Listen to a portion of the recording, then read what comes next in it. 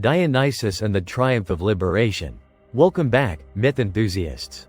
Today, we journey with Dionysus on a profound quest for liberation and divine revelation. What happens when the god of wine and ecstasy faces off against a king blinded by pride and tradition? Join us as we explore Dionysus's pilgrimage to Thebes and the transformative events that follow. Will the liberating power of Dionysus triumph over ignorance and oppression? Stay tuned to discover the awe-inspiring story of Dionysus and the triumph of liberation. As the cult of Dionysus continued to flourish, the god himself embarked on a journey of profound significance, one that would test the limits of his power and reshape the destiny of mortals and gods alike.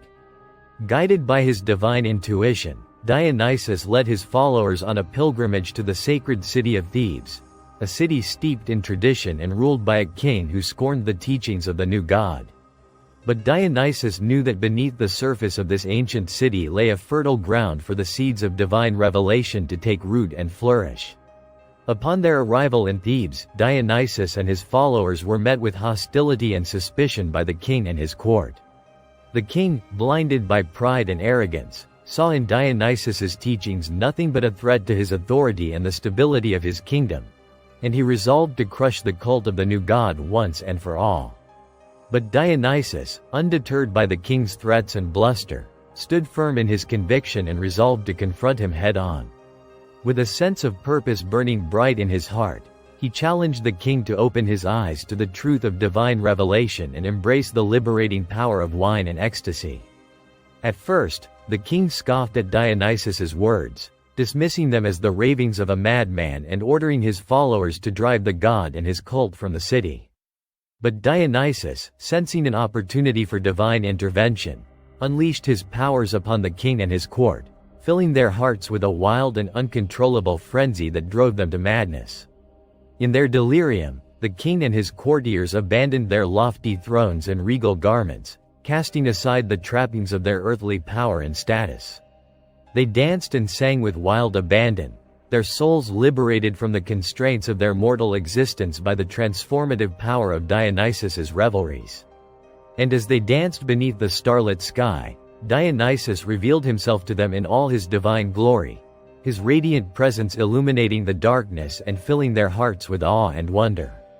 They beheld the god in his true form, a being of boundless joy and ecstasy, and they knew in that moment that their lives would never be the same again. With a sense of humility and reverence, the king and his courtiers pledged themselves to Dionysus's service, vowing to spread his message of liberation and ecstasy to all who would listen. And as they embraced the teachings of the new god, they felt a sense of renewal and rebirth wash over them, their souls transformed by the divine power that flowed through them. And so, as the sun rose on a new day in Thebes, Dionysus and his followers stood triumphant, their victory over ignorance and oppression a testament to the transformative power of divine revelation. For in that moment, they had achieved something truly extraordinary. They had liberated the hearts and minds of mortals from the shackles of tradition and ushered in a new era of divine enlightenment and ecstasy. Thank you for joining us on this exhilarating tale of Dionysus and the triumph of liberation. If you enjoyed this story, be sure to like, subscribe, and hit the notification bell so you never miss an episode. Stay tuned for more captivating myths and adventures. Until next time, keep your curiosity alive and continue exploring the wonders of the ancient world. Thank you for watching.